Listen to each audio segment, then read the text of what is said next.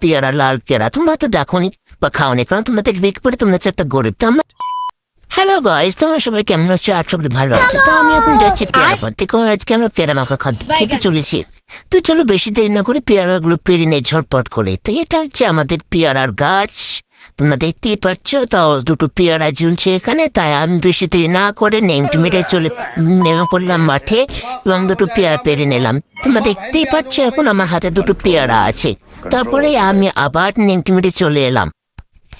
আমি আবার দুটো পেয়ারা দেখতে পেলাম, কিন্তু ওগুলো আমি বাঁধতে পারছি না, কারণ ওগুলো আকাশ ছোঁয়া। তাই বেশি দেরি না করে লঙ্গির ফাঁক দিয়ে আবার চলে গেলাম ওই পারে গিয়ে দেখছি তা আবার দুটো পেয়ারা। তাই আমি আবার লাফিয়ে পারার চেষ্টা করলাম, কিন্তু হচ্ছে না গাইজ। হয়েছে একটা হয়েছে, যাই হোক একটা হয়ে গেছে। তারপর আমার বডিগার্ডকে বললাম যে এটা ধরো, তাই আমি তাদেরকে দিলাম। দেখতো আমার বডিগার্ড সেই লেভেলে টেন করছে। তারপর আমি বলির লাঠি নিয়ে ও চলে গেলাম পেয়ারা পাড়তে। ও দুটো পাত পাচ্ছিল না, তারপর ঢাই করে মারলাম বাড়ি।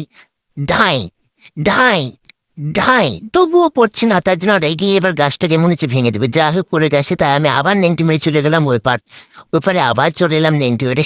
ঢাই করে মারার ফলে পেয়ারাটা কি অবস্থা হয় গাইজ দেখো তোমরা একবার। পেয়ারা মাখা করবো আর একটা লাল টুকটুকে বউ নেবো না, টাপা কোনো হয়। তা আমি একটা লাল টুকটুকে বউ পেটে নিলাম। তো এই দেখো এটা হচ্ছে এগুলো হচ্ছে আমাদের পেয়ারা। তো এগুলো পেয়ারা থেকে এবার ট্রান্সলেট করছি, দেখো তোমরা ঢাস।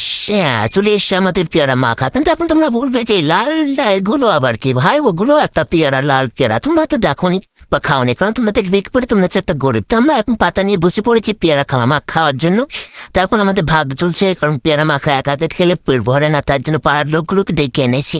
সবাই মিলে এখন আমাদের খাওয়া দাওয়া চলছে। তো বাই, তোমাদের সবাইকে টাটা। আমরা এখন খাচ্ছি, কারণ তোমরা আমাদের খাওয়া দেখলে পরে আমাদের পেটে ব্যথা করবে, আর সেটা আমাদের সহ্য হবে না। Tata guys.